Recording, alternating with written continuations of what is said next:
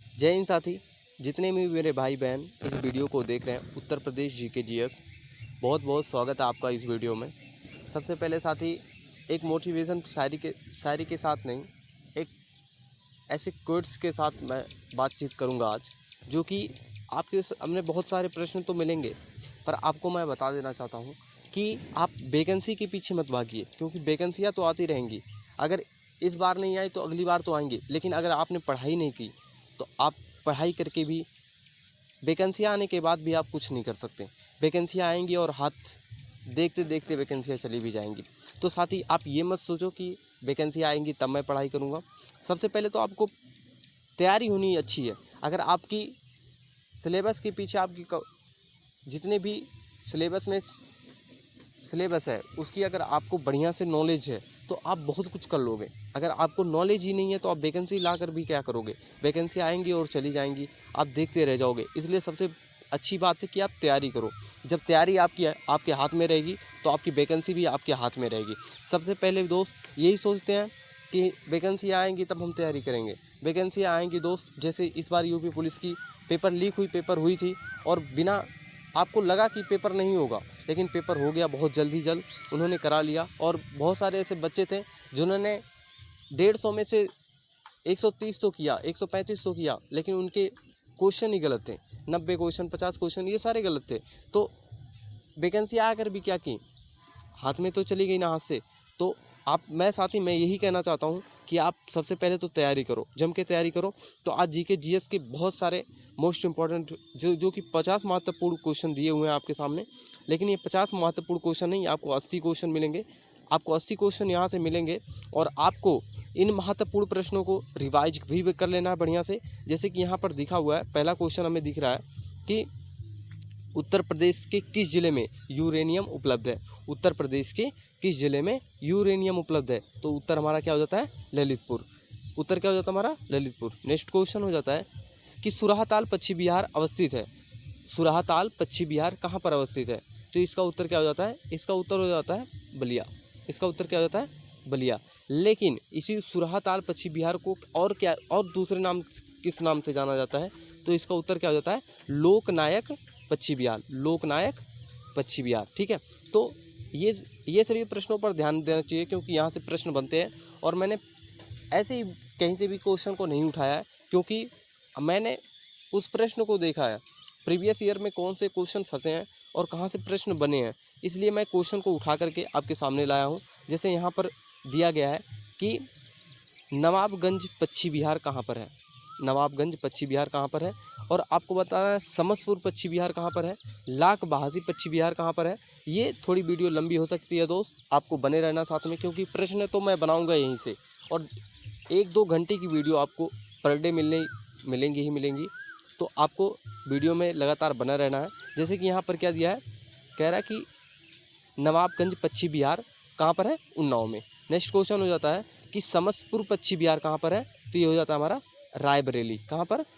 रायबरेली में। ठीक है, तो ये सभी पर ध्यान देना हमको। जैसे यहाँ पर लाख बहासी पश्चिम बिहार कहाँ पर है? कन्नौज में। सांडी पश्चिम बिहार कहाँ है? हरदोई में। ये सभी को क्या करना है? हमें याद करना है। ये सभी को हमें क्या करना है? याद करना है। कैसे याद करेंगे? जैसे नवाबगंज पश्चिम बिहार, हम नवाब को देख लिए कि हमारे पास नवाब है, तो वो कहाँ पर है? उन्नाव में है। तो हम ऐसे याद कर सकते हैं, नवाब भाई हमारे कहाँ पर है? उन्नाव में। समस्तपुर पश्चिम बिहार कहाँ पर है? रायबरेली। समस्तपुर। ठीक है, तो हम जैसे समास को याद करते हैं, तो समास को हम किसके साथ जोड़ेंगे? रायबरेली के साथ। ठीक है, तो हमें इस वीडियो पर भी ध्यान देना, समास को कहाँ पर जोड़ेंगे? समस्तपुर पश्चिम बिहार कहाँ पर है? रायबरेली। जैसे लाख बहासी पश्चिम बिहार कहाँ पर है? कन्नौज में। सांडी पश्चिम बिहार कहाँ पर है? हरदोई में। बखिरा पश्चिम बिहार कहाँ है? संत कबीर नगर। ठीक है, तो नेक्स्ट क्वेश्चन हमारा हो जाता है ओखल पश्चिम बिहार, गौतम बुद्ध नगर। ओखल पश्चिम बिहार हमारा कहाँ पर है? गौतम बुद्ध नगर। ठीक है, बखिरा पश्चिम बिहार संत कबीर नगर। ओखल पश्चिम बिहार कहाँ पर हमारा? गौतम बुद्ध नगर। तो हमें क्या करना है, क्योंकि कोई ऐसे बहुत सारे प्रश्न जो कि हमें याद नहीं होते, तो हमें क्या करना है? उनका ट्रिक बनाना है। ट्रिक क्या होता है कि देखो, पूरा एक साथ में नहीं होता है। अब जैसे कि मैंने यहाँ पर कितने प्रश्न? 12 प्रश्न दिए हैं, तो 12 प्रश्न तो एक साथ में आपको याद नहीं होंगे। तो आपको क्या करना है? आपको ऐसे कुछ प्रश्न को ढूंढ लेना है। जैसे कि नवाब हो गया, नवाबगंज हो गया, और बखिरा पश्चिम बिहार हो गया संत कबीर नगर में, जो कि जिला वाइज है तो जिलों को तो आप आसानी से याद कर सकते हैं। जैसे पटना पश्चिम बिहार, ये सबसे मोस्ट इंपॉर्टेंट है, आप इसे याद कर सकते हो, आप इसे याद कर सकते हो। पटना पश्चिम बिहार कहाँ पर है? एटा में। विजय सागर पश्चिम बिहार, ये भी मोस्ट इंपॉर्टेंट है, आप इसे भी याद कर सकते हो। ऐसे यहाँ पर दिया है पार्वती आरगा पश्चिम बिहार कहाँ है? गोंडा में। ये बहुत कम क्वेश्चन पूछे गए हैं तो इसको आप नहीं याद कर सकते हो तो चलेगा। जैसे सांडी पश्चिम बिहार, ये सबसे मोस्ट इंपॉर्टेंट है दोस्त, आप इसे याद कर लेना। सांडी पश्चिम बिहार ये कहाँ पर है? हरदोई में। कहाँ पर है? हरदोई। ठीक है, तो अब यहाँ पर ऐसे हमारे बहुत सारे क्वेश्चन बन जाते हैं। आपको इससे रिलेटेड जो कि सबसे महत्वपूर्ण क्वेश्चन है वो आपको पूछे जा सकते हैं। जैसे सुर सरोवर पश्चिम बिहार, ये बहुत बार पूछा गया क्वेश्चन है तो आपको इसे याद कर लेना है। सुर सरोवर पश्चिम बिहार कहाँ पर है? आगरा में। ठीक है, और साथ ही आप लगातार इस वीडियो को में बने रहना, क्योंकि आपको मोटिवेशन तो देंगे ही, साथ में आपको पढ़ाने की अंदर की जो जोश है उसको भी उत्पन्न करेंगे। क्योंकि साथ ही देखो, पढ़ाई तो हम बहुत करेंगे, पढ़ाई के साथ अगर हम अपनी गरीबी को देखते हुए उस मुकाम पर जाने की हासिल करेंगे तो हमें वो मुकाम भी मिलेगा और हमारी मेहनत रंग भी लाएगी दोस्त। ठीक है, तो हमें अपनी वीडियो से ही जितने भी आपको मोटिवेशन और पढ़ाने की क्षमता दे सकता हूँ उतना मैं पूरी कोशिश करूँगा। और जो भी 17-18 शिफ्ट के जो भी प्रश्न बने हैं, जो कि पेपर हुए थे, उनके पेपर को प्रीवियस ईयर क्वेश्चन और 23 के जितने भी प्रीवियस ईयर क्वेश्चन पेपर हुए हैं उनको मिला करके हमने प्रश्नों को बनाया है दोस्त। तो आप वीडियो में लगातार बनिए, आपको 1-2 घंटे की वीडियो में लगातार लेकर आऊँगा, आपको देखते रहना है। तो हमारा क्वेश्चन क्या करा है कि सुर सरोवर पश्चिम बिहार कहाँ पर है?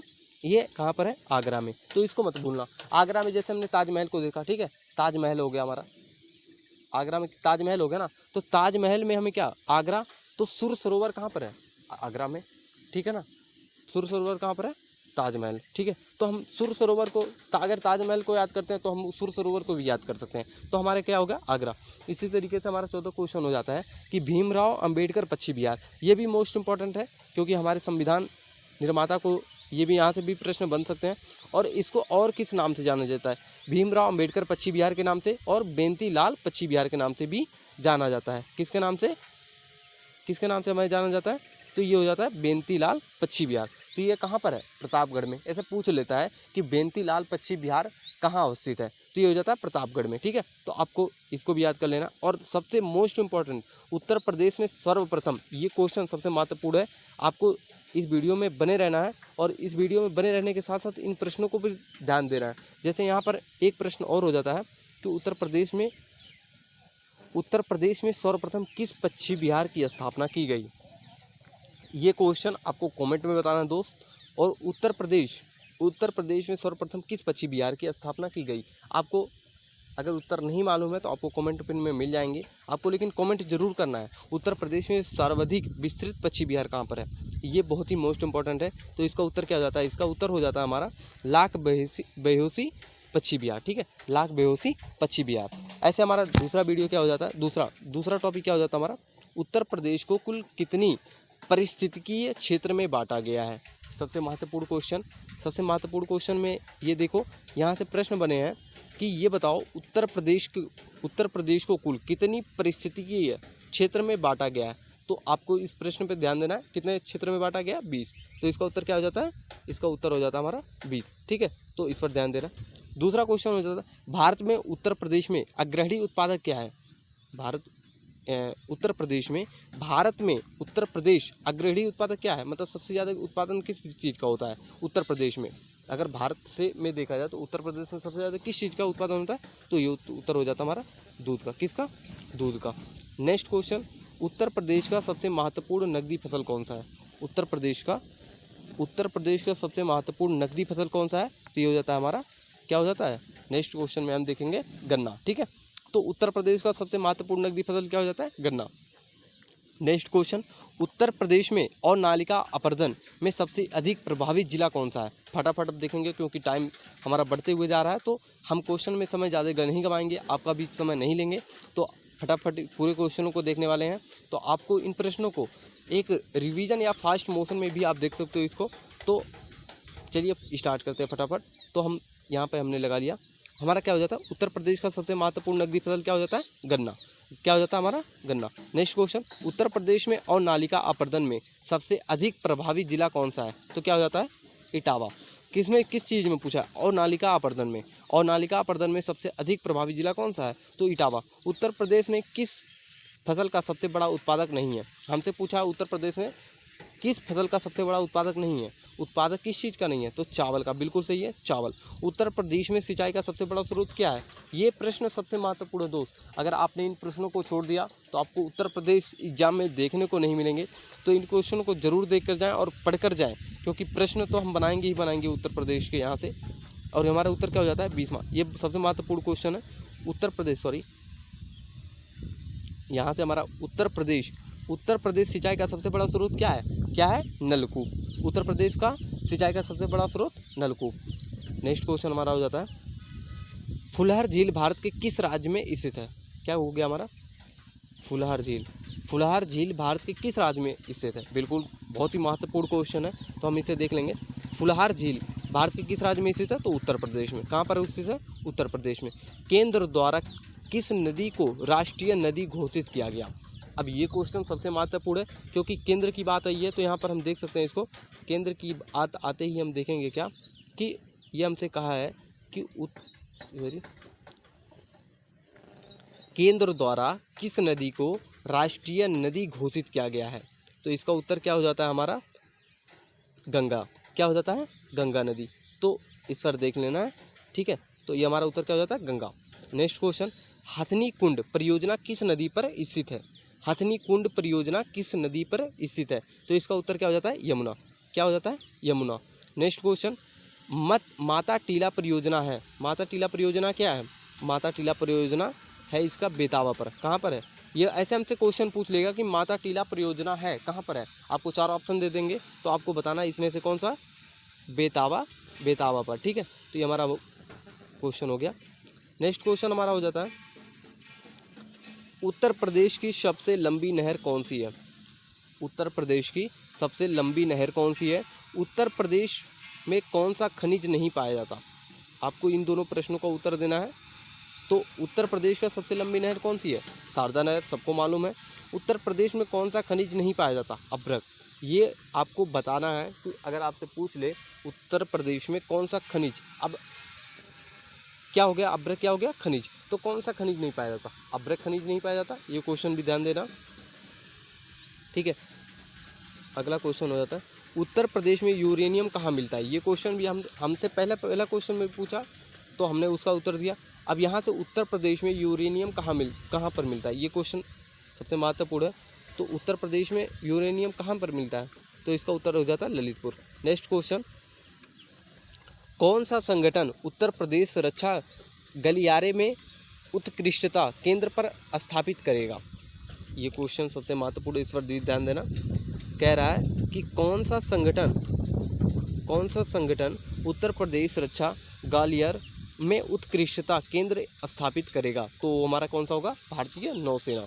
नेक्स्ट क्वेश्चन, राष्ट्रीय वन नीति के अनुसार देश की कुल भौगोलिक क्षेत्रफल कितने भाग पर वन होना चाहिए? आपको इन पर उत्तर देना है। क्या कहा है कि राष्ट्रीय वन नीति के अनुसार देश की कुल भौगोलिक क्षेत्रफल कितने भाग पर वन होना चाहिए? हमसे पूछा राष्ट्रीय वन नीति के अनुसार, जो राष्ट्रीय हमारा है और जो वन नीति के अनुसार है, देश की कुल भौगोलिक क्षेत्रफल कितने भाग पर वन होना चाहिए? तो इसका उत्तर हो जाता है 1/3, ठीक है ना। तो इस पर भी ध्यान देना। नेक्स्ट क्वेश्चन हो जाता है, निम्नलिखित में कौन सी जनजाति उत्तर प्रदेश में और उत्तराखंड की सबसे महत्वपूर्ण अनुसूचित जनजाति है? हमसे पूछ रहा उत्तर प्रदेश और उत्तराखंड की कौन सी महत्वपूर्ण अनुसूचित जाति है जो सबसे ज़्यादा बहुत फेमस है? तो उसका उत्तर क्या हो जाता है हमारा? थारू जनजाति। कौन सी हो जाती है? थारू जनजाति, ठीक है। चलिए मिलते हैं नेक्स्ट वीडियो में, तब तक ले यहाँ पर हमारा तीसवा क्वेश्चन हो जाता है। तीसवा क्वेश्चन हो जाता है हमारा कि उत्तर प्रदेश के मुख्यमंत्री कौन है? यहाँ पर हमसे पूछा है, हाँ, हमारा क्या हो जाता है? उत्तर प्रदेश के प्रथम मुख्यमंत्री कौन थे? ये क्वेश्चन भी सबसे महत्वपूर्ण है। बहुत सारे दोस्तों और साथियों को नहीं पता है प्रथम मुख्यमंत्री, तो हमारे उत्तर क्या हो जाते हैं? गोविंद बल्लभ पंत, ठीक है। अपनी गरीबी को देखते हुए दोस्त अपनी पढ़ाई को मजबूत करना है, क्योंकि हमें नौकरी तो चाहिए। हम ये नहीं देखेंगे कि वैकेंसी कब आएगी, अपनी तैयारी को जम कर करेंगे। और हमें ये नहीं सोचना कि वैकेंसी आएगी, जब वैकेंसी आएगी तो हमें पेपर को फोड़ना रहेगा। हमें ये नहीं मतलब है कि वैकेंसी आएंगी, हमें मतलब है कि अपनी मेहनत को डबल करना है और तैयारी को जम करके करना है, क्योंकि जब हम तैयारी को जम करके करेंगे तभी हम पेपर को फोड़ पाएंगे। क्योंकि पेपर आज के पेपर आसान नहीं बने हैं, क्योंकि पेपर आपने देखा है कि जिन जिन बच्चों ने पेपर 23 के यूपी पुलिस कांस्टेबल के पेपर में बैठे हैं उनको मालूम हो गया है कि पेपर बनते कहाँ से हैं और कैसे बनते हैं। ठीक है, तो आपको क्या करना है, आपको अच्छे से और मन लगा के पढ़ाई करना है। ये नहीं देखना कि वैकेंसी कब आएगी, अगस्त में आएगी, सितंबर में आएगी, तो आपको बस तैयारी करते रहना है। ठीक है, तो चलिए नेक्स्ट क्वेश्चन हमारा हो जाता है, उत्तर प्रदेश में लोकसभा की कितनी सीटें हैं? उत्तर प्रदेश में लोकसभा की कितनी सीटें हैं? तो इसका उत्तर हो जाता है 80 सीटें। कितनी सीटें? 80 सीटें। ये तो देख लेना अपने हिसाब से। ठीक है, उत्तर प्रदेश में केसर का उत्पादन कहाँ होता है? केसर का उत्पादन कहाँ होता है? बहुत बढ़िया क्वेश्चन है। उत्तर प्रदेश में केसर का उत्पादन कहाँ होता है? बहुत सारे साथी को ऐसे प्रश्न आपको पढ़ने चाहिए, क्योंकि यही सारे प्रश्न हैं जो कि वो पूछता है एग्जामिनर। ठीक है, आपको एग्जामिनर का माइंड पकड़ना है, माइंड के और प्रश्न बनते कहाँ से हैं, कैसे बनते हैं, उसको देखना है। अगर आप तैयारी करते भी हो तो आपको अगर ये नहीं मालूम कि सिलेबस के प्रश्न बनते कहाँ से हैं, तो आपकी तैयारी करने का मतलब कुछ भी नहीं है दोस्त। आपको तैयारी वहाँ से करना है जहाँ से आपको प्रश्न मिले कि यहाँ प्रश्न पेपर में देखने को मिलेंगे। ठीक है, तो चलिए नेक्स्ट क्वेश्चन हमारा हो जाता है कि तो हमने बताया उत्तर प्रदेश केसर का उत्पादन कहाँ होता है? तो मैदानी क्षेत्र में। कहाँ पर होता है? मैदानी क्षेत्र में। ठीक है, चलिए नेक्स्ट क्वेश्चन हो जाता है, उत्तर प्रदेश क्षेत्रफल की दृष्टि से उत्तर प्रदेश का सबसे बड़ा जिला कौन सा है? बहुत बढ़िया, बहुत अच्छे प्रश्न है। ये हमारा उत्तर क्या हो जाता है? लखीमपुर खीरी। चलिए नेक्स्ट क्वेश्चन हमारा हो जाता है, भगवान विष्णु की प्राचीन मूर्ति उत्तर प्रदेश में निम्नलिखित में किस जिले से मिली थी? बहुत अच्छा क्वेश्चन है। ये सारे प्रश्न देखने को मिलते हैं एग्जाम में। तो हमें कहाँ पर मिली थी? हमारी कौशाम्बी में। कहाँ पर? कौशाम्बी। नेक्स्ट क्वेश्चन हो जाता है कि कौन सा भारतीय शास्त्रीय नृत्य उत्तर प्रदेश से उत्पन्न हुआ है? ये भी बहुत बढ़िया, बहुत अच्छे प्रश्न बने हैं। और मैं ऐसे ही गुजारिश करता हूँ दोस्त कि मैं आपके लिए ऐसा कुछ कर पाऊँ, और आपको अच्छा लगे वीडियो तो लाइक और शेयर सब्सक्राइब जरूर करना दोस्त। ठीक है, तो हमारा उत्तर क्या हो जाता है? कौन सा भारतीय शास्त्रीय नृत्य उत्तर प्रदेश से उत्पन्न हुआ है? तो क्या हो जाता है हमारा? कथक। ये भी मोस्ट इंपॉर्टेंट है, बस आपको प्रश्न को ध्यान से पढ़ना है। कौन सा भारतीय शास्त्रीय नृत्य उत्तर प्रदेश से उत्पन्न हुआ है? तो उत्तर क्या हो जाता है? कथक। क्या हो जाता है? कथक। नेक्स्ट क्वेश्चन, इलाहाबाद उच्च न्यायालय की स्थापना कब हुई थी? बहुत अच्छा, बहुत अच्छे प्रश्न है। इलाहाबाद उच्च न्यायालय की स्थापना कब हुई थी? तो 1869 में। 1869 में। कौन सी नदी बनारस से होकर बहती है? बनारस या वाराणसी, कहाँ से? कौन सी नदी वाराणसी से होकर बहती है? तो हमारा उत्तर क्या हो जाता है? गंगा नदी। नेक्स्ट क्वेश्चन, उत्तर प्रदेश में श्री गोवर्धनपुर किस भक्ति संत का जन्म स्थान है? अच्छे प्रश्न है जो कि कभी कभी जीके में पूछ भी लेता है। उत्तर प्रदेश में श्री गोवर्धनपुर किस भक्ति संत का जन्म स्थान है? तो रविदास। ठीक है, रविदास पे हमारे बहुत सारे प्रश्न बने हैं, तो इस पर हम मोस्ट इंपॉर्टेंट टिक लगाएंगे, क्योंकि इसे हम याद भी कर सकते हैं। कोई बड़ी बात नहीं है इसको याद करने में। हमें बस 2 से 4 बार अगर हमने देख लिया तो हमें आसानी से याद हो जाता है कि हमारे सामने ये प्रश्न आए हुए हैं। तो उत्तर प्रदेश के में श्री गोवर्धनपुर किस भक्ति संत का जन्म स्थान है? तो रविदास का। नेक्स्ट क्वेश्चन हो जाता है, आज हम पहुंच चुके हैं 39 क्वेश्चन पर दोस्त। बहुत जिन भी साथी ये वीडियो देख रहे हैं बहुत स्वागत है आपका कि हमारे साथ निरंतर प्रयास में जुड़े हुए हैं। तो चलिए हमारा नेक्स्ट क्वेश्चन हो जाता है, 2011 की जनगणना के अनुसार उत्तर प्रदेश के ग्रामीण क्षेत्रों में रहने वाली जनसंख्या का कितना प्रतिशत है? 2000 अगर हम देखें कि 2000 जनगणना के अनुसार 2011 की जनगणना के अनुसार उत्तर प्रदेश के ग्रामीण क्षेत्रों में रहने वाली जनसंख्या कितना प्रतिशत है? तो 77.7%। ठीक है, या 77.7% है। ठीक है, तो नेक्स्ट क्वेश्चन हमारा हो जाता है, जगत गुरु रामभद्राचार्य विकलांग विश्वविद्यालय जो विशेष रूप से विकलांगों के लिए एकमात्र विश्वविद्यालय है, किस जिले में स्थित है? आपने देखा होगा कि पेपर में विश्वविद्यालय से बहुत सारे प्रश्न बने हैं, तो इसलिए मैंने प्रश्न यहाँ से भी उठाए हैं। तो हमें क्या बताना है? जगत गुरु रामभद्राचार्य विकलांग विश्वविद्यालय जो विशेष रूपों से विकलांगों, अब विकलांग मतलब जिनके पैर नहीं होते हैं दोस्त, विकलांगों के लिए एकमात्र विश्वविद्यालय किस जिले में स्थित है? तो वो है चित्रकूट। कहाँ पर है? चित्रकूट। कहाँ पर? चित्रकूट। ठीक है, तो इस पर ध्यान देना। प्रश्न हमारा हो जाता है कि गाजियाबाद का उपनाम क्या है? गाजियाबाद का उपनाम, ये भी तो उत्तर प्रदेश का प्रवेश द्वार। ठीक है। गाजियाबाद का उपनाम क्या है? उत्तर प्रदेश का प्रवेश द्वार। तो ये क्वेश्चन भी पूछ सकता है कि गाजियाबाद का उपनाम क्या है? तो उत्तर प्रदेश के प्रवेश द्वार। नेक्स्ट क्वेश्चन हमारा हो जाता है, उत्तर प्रदेश में कितनी IIT है? IIT है, सॉरी, यहाँ पर उत्तर प्रदेश में कितने IIT हैं? तो हमारा क्या हो जाता है? इसका उत्तर हो जाता है 2 IIT कानपुर में है, IIT, ठीक है, और BHU बनारस में है। कहाँ पर है? बनारस में। तो 2 IIT कितने?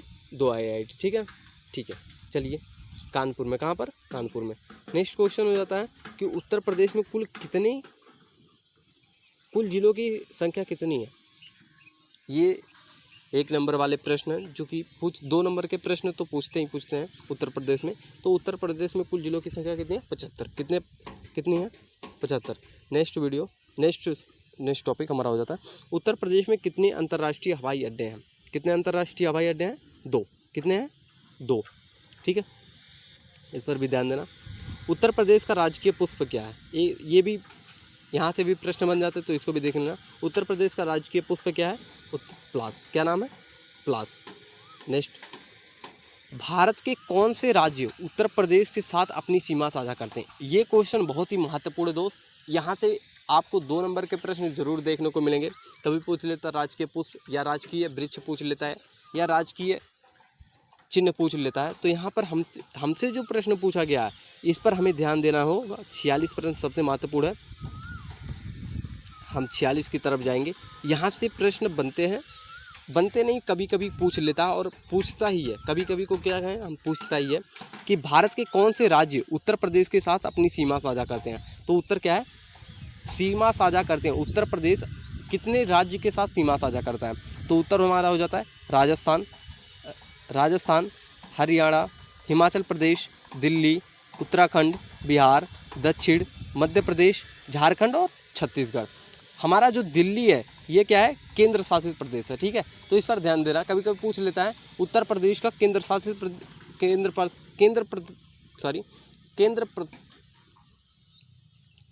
शासित प्रदेश कौन सा है? उत्तर प्रदेश का केंद्र शासित राज्य कौन सा है? तो हो जाता है दिल्ली, ठीक है। सॉरी दोस्त, यहाँ पर थोड़ी मिस्टेक हो गई बोलने में। तो पहली बार ऐसी वीडियो हम बना रहे हैं, तो उसके लिए क्षमा चाहते हैं। तो यहाँ पर हमारा हो जाता है, नवाबगंज पक्षी अभ्यारण्य किस जिले में स्थित है? तो क्या हो जाता है? उन्नाव जिला। कौन सा हो जाता है? उन्नाव जिला। कहाँ पर हो जाता है? उन्नाव जिला। उत्तर प्रदेश से होकर बहने वाली प्रमुख नदी कौन सी है? उत्तर प्रदेश से जो होकर बहती है, उन नदियों के नाम बताओ। तो उन नदियों की नाम है गंगा, गोमती, सरस्वती, वरुणा, यमुना। गंगा, गोमती, सरस्वती, वरुणा, यमुना। अब याद करने, गागो सोय, ठीक है। गागो सोय मतलब गा से गंगा, गा से गोमती, मतलब गा से गंगा, गो से गोमती, और सौयो मतलब सौयो का मतलब हो जाता है सा से सरस्वती, वा से वरुणा और या से यमुना, ठीक है। तो आप याद, गगो शोय, आप इसे याद भी कर सकते हो। क्या हो जाता है? गगो, ठीक है, गगो हो जाता है, और हमारा क्या हो जाएगा? शोय। क्या हो जाएगा? शोय, ठीक है। तो आप याद कर लेना। चलिए, ठीक है। नेक्स्ट हो जाता है हमारा, नेक्स्ट टॉपिक क्या हो जाता है? केंद्रीय औषधि अनुसंधान संस्थान की स्थापना किस वर्ष की गई थी? इसके उत्तर हो जाते हैं हमारे क्या? इसके उत्तर हो जाते हैं 1951 में। इलाहाबाद का नया नाम क्या है? इलाहाबाद में जो नाम चेंज हुए हैं इलाहाबाद का, तो उसका नाम क्या हो जाता है? प्रयागराज। नेक्स्ट हमारा हो जाता है, कि कौन सा रेलवे स्टेशन पूर्वोत्तर रेलवे का मुख्यालय है? ये क्वेश्चन सबसे महत्वपूर्ण है, इस पर ध्यान देना है हमको, ठीक है। तो क्या हो जाता है हमारा यहाँ पर, उत्तर प्रदेश कौन सा रेलवे स्टेशन पूर्वोत्तर रेलवे का मुख्यालय है? तो ये हो जाता है हमारा गोरखपुर। प्रश्न, क्षेत्रफल की दृष्टि से उत्तर प्रदेश का स्थान क्या है? क्षेत्रफल की दृष्टि से, अगर जनसंख्या की दृष्टि से पूछता तो हम पर बता सकते थे। अगर हमसे जनसंख्या की दृष्टि पर पूछता, जनसंख्या, ठीक है, तो उस पर हमारा कौन सा स्थान है? पहला स्थान है। लेकिन अगर यहाँ पर क्षेत्रफल की दृष्टि से पूछा है, तो इसका उत्तर क्या हो जाता है? चौथा। क्या उत्तर हो जाता है? चौथा।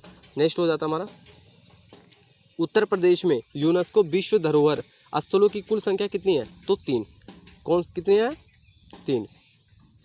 कौन सा, यहाँ पर देखेंगे, कौन सा देश उत्तर प्रदेश के साथ अपनी अंतर्राष्ट्रीय सीमा साझा करता है। अब अंतर्राष्ट्रीय सीमा, अब यहाँ पर देश की बात की गई है, राज्य की बात नहीं, तो देश हमारा क्या हो जाता है, नेपाल। लेकिन कौन सा देश उत्तर प्रदेश के साथ अपनी अंतर्राष्ट्रीय सीमा साझा करता है, तो इसका उत्तर हो जाता है Nepal. Next question, Pilibhit one क्षेत्रों को किस वर्ष भारत का 46वां बाघ अभ्यारण्य घोषित किया गया था, तो इसका उत्तर क्या हो जाता है हमारा 2014। Next question, Uttar Pradesh, sorry यहाँ पर हो गया गलती, सॉरी दोस्त, यहाँ पर हम थोड़ी वीडियो पर चलते हैं। हाँ ठीक है, अंतर्राष्ट्रीय, तो ये उत्तर क्या हो जाता हमारा नेपाल। प्रश्न, पीलीभीत वन क्षेत्रों को किस वर्ष भारत का 46वां बाघ अभ्यारण्य घोषित किया गया, तो ये हमारा उत्तर है 14। ये सभी मोस्ट इंपॉर्टेंट प्रश्न, इस पर हमें ध्यान देते हुए चलना है, क्योंकि यहाँ से प्रश्न बन सकते हैं कि पीलीभीत वन क्षेत्र को किस वर्ष भारत का 46वां बाघ अभ्यारण्य घोषित किया गया था, तो 2014 में। नेक्स्ट क्वेश्चन हमारा हो जाता है कि उत्तर प्रदेश का क्षेत्रफल भारत के कुल क्षेत्रफल का कितना प्रतिशत है, कितना प्रतिशत है, तो 7.34, ठीक है ना, तो इस पर ध्यान देना है। नेक्स्ट क्वेश्चन हमारा हो जाता है उत्तर प्रदेश के मुख्यमंत्री कौन है, तो हमारे उत्तर हो जाता है योगी आदित्यनाथ, ठीक है ना। तो नेक्स्ट क्वेश्चन हमारा हो जाता है कि धमेक स्तूप कहाँ स्थित है, ये भी मोस्ट इंपॉर्टेंट क्वेश्चन है, तो इस पर ध्यान देना है। इसका उत्तर हो जाता है सारनाथ। हम पहुंच चुके हैं 59 क्वेश्चन पर साथी, और इसी तरीके से हम लगातार 80 प्रश्नों को करेंगे। साथ ही हमारे साथ बने रहिए। उत्तर प्रदेश के आधिकारिक भाषा क्या है, उत्तर प्रदेश की आधिकारिक भाषा क्या है, यहाँ से हमारा उत्तर हो कहाँ पर गया, हाँ ठीक है, उत्तर प्रदेश, ये प्रश्न देख लेना। उत्तर प्रदेश की आधिकारिक भाषा क्या है, तो इसका उत्तर हो जाता है हिंदू और उर्दू। ऐसे हम 61 क्वेश्चन हो गया कि बंदी जीवन पुस्तक के लेखक कौन है। बंदी जीवन, ये यहाँ से भी कभी कभी पुस्तक से प्रश्न बनते हैं, तो इस पर देखने, सचिंद्र सन्याल, ठीक है। तो बंदी जीवन पुस्तक के लेखक कौन है, सचिंद्र सन्याल, ठीक है, सन्याल हो गया हमारा। उत्तर प्रदेश में कितने मंडल हैं, तो 18 डिवीजन, ठीक है, कितने 18, कितने मंडल हैं 18, सॉरी यहाँ से डिवीजन ये गलत हो जाएगा हमारा, तो इस पर ध्यान मत देना। 18 मंडल, कितने मंडल हैं 18। नेक्स्ट क्वेश्चन हमारा होता है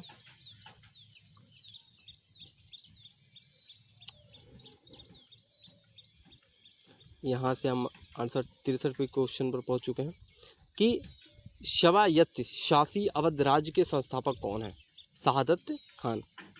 तो ये सभी मोस्ट इंपॉर्टेंट उतने नहीं है, पर मैंने ले लिए क्योंकि प्रश्न बन जाते हैं। क्षेत्रफल की दृष्टि से उत्तर प्रदेश का भारत के राज्यों में कौन सा स्थान है, क्षेत्रफल की दृष्टि से अभी प्रश्न आया था, तो ये हमारा हो जाता है चतुर्थ, मतलब चौथा स्थान है। सैयद सलार मेला कहाँ आयोजित किया जाता है, ये मेला से भी प्रश्न बनते हैं, तो इस पर भी ध्यान देना है। सैयद सलार मेला कहाँ पर हो जाता है, बहराइच में, कहाँ पर, बहराइच में, ठीक है, बहराइच में। तो हमारा नेक्स्ट क्वेश्चन हो जाता है कि 1952 में उत्तर प्रदेश विधानसभा के अध्यक्ष कौन थे, तो आत्माराम गोविंद खेर। कौन थे, आत्माराम गोविंद खेर। स्वतंत्र भारत के बाद उत्तर प्रदेश के प्रथम राज्यपाल कौन थे, बहुत अच्छा क्वेश्चन है, इस पर भी ध्यान देना दोस्त, क्योंकि ऐसे प्रश्न छूटने नहीं चाहिए, ऐसे प्रश्न छूटेंगे तो आपके एग्जाम से प्रश्न छूट जाएंगे, ठीक है। तो आप इन प्रश्नों पर ज़्यादा ध्यान दीजिए कि स्वतंत्रता के बाद उत्तर प्रदेश के प्रथम राज्यपाल कौन थे, तो हमारा उत्तर क्या हो जाता है, सरोजनी नायडू, ठीक है, सरोजनी नायडू। नेक्स्ट क्वेश्चन हमारा हो जाता है उत्तर प्रदेश में पहली बार राष्ट्रपति शासन कब लगाया गया था, 1968 में। कब लगाया गया था, 1968 में।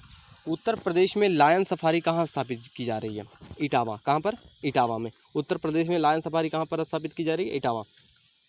और क्वेश्चन हमारे हो जाते हैं, ये क्वेश्चन सबसे महत्वपूर्ण है, इस पर ध्यान देना कि चौधरी चरण सिंह हवाई अड्डा 50 वर्षों के लिए किस कंपनी को पट्टे पर दिया गया था, तो अडानी ग्रुप को। किस पट्टे पर, अडानी ग्रुप पर, ठीक है। चौधरी चरण सिंह जो हवाई अड्डा 50 वर्षों के लिए किस कंपनी के पट्टे पर दिया गया था, तो अडानी ग्रुप को। किस ग्रुप को दिया गया था, अडानी ग्रुप को। किस शहर के विधाओं विधवाओं को शहर भी कहा जाता है? किस शहर को विधवाओं की का शहर भी कहा जाता है? तो वृंदावन को। हाँ ठीक है, बहुत अच्छी क्वेश्चन है, इस पर हमें ध्यान देना है। क्या कहा है कि उत्तर प्रदेश में किस शहर को विधवाओं का शहर भी कहा जाता है? विधवाओं को, ठीक है। तो इसका उत्तर क्या हो जाता है? वृंदावन। क्या हो जाता है? वृंदावन। चलिए नेक्स्ट क्वेश्चन, जौनपुर शहर की स्थापना किसने की थी? ये भी क्वेश्चन इंपॉर्टेंट है। तो फिरोज शाह तुगलक ने की थी। ओबरा थर्मल पावर प्लांट की स्थापना किसकी सहायता से की गई थी? तो सोवियत रूस। किसकी सहायता से की गई थी? सोवियत रूस की सहायता से। उत्तर प्रदेश की किस जनजाति की जनसंख्या सबसे अधिक है? देखिए ये क्वेश्चन अभी जस्ट पीछे पूछा गया, किस तरीके से पूछा गया, उत्तर प्रदेश में और मध्य प्रदेश में किस जनजाति की सबसे जनसंख्या है? तो थारू की। तो यहाँ पर उत्तर प्रदेश की किस जनजाति की संख्या सबसे अधिक है? थारू जनजाति की, ठीक है।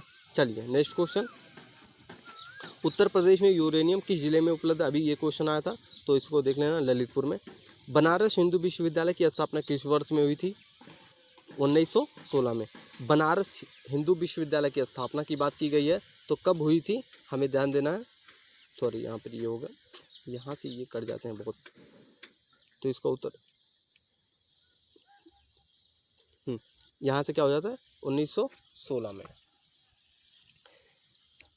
इलाहाबाद उच्च न्यायालय के प्रथम भारतीय मुख्य न्यायाधीश कौन थे? शाह मोहम्मद सुलेमान, ठीक है। इलाहाबाद उच्च न्यायालय के प्रथम भारतीय मुख्य न्यायाधीश कौन थे? शाह मोहम्मद सुलेमान। उत्तर प्रदेश में किसान मित्र योजना कब शुरू की गई थी? मोस्ट इंपॉर्टेंट है, 18 जून 2001 को।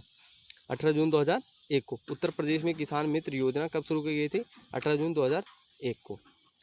फिरोजाबाद किसके उत्पादन के लिए प्रसिद्ध है? ये मोस्ट इंपॉर्टेंट क्वेश्चन है, आपको पेपर के ऐसे मोस्ट इंपॉर्टेंट क्वेश्चन जो कि देखने को मिलेंगे।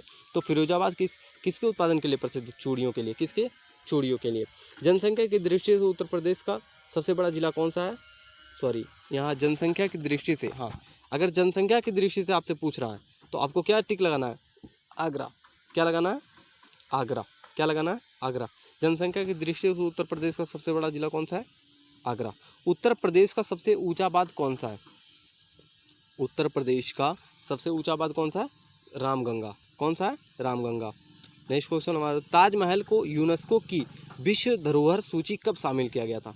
ताजमहल को यूनेस्को की विश्व धरोहर सूची कब शामिल किया गया था? तो इसका हो जाता है 1983 में। चलिए ठीक है साथी, मिलते हैं नेक्स्ट वीडियो में। और अपनी गरीबी और अपनी जीवन की ज़िंदगी को बनाने के लिए साथी हमें अपनी ज़िंदगी से लड़ना ही पड़ता है। साथी आप जहाँ भी इस वीडियो को देख रहे हो, आप अपनी मेहनत को इस तरीके से प्रयास करो कि मुझे नौकरी लेनी है तो लेनी है। और ये मत सोचो कि साथी वैकेंसी आएगी, ठीक है, तो वैकेंसियाँ तो आती रहेंगी दोस्त। अगर आपने तैयारी नहीं की है तो आप कैसे उन परीक्षाओं को पास करोगे? इसलिए अपनी तैयारी को मजबूत बनाओ और पहले तैयारी पर ध्यान दो। जब आपकी तैयारी हो जाए तो आपको वैकेंसी के बारे में चिल्लानी चाहिए, ठीक है। तो आप वैकेंसियाँ तो आएंगी दोस्त, वैकेंसियाँ अगर यूपी पुलिस की नहीं तो किसी न किसी चीज़ में आएंगी। आपको नौकरी, आपको पढ़ाई पर ध्यान देना है दोस्त। चलिए ठीक है, मिलते हैं नेक्स्ट वीडियो में, तब तक के लिए धन्यवाद।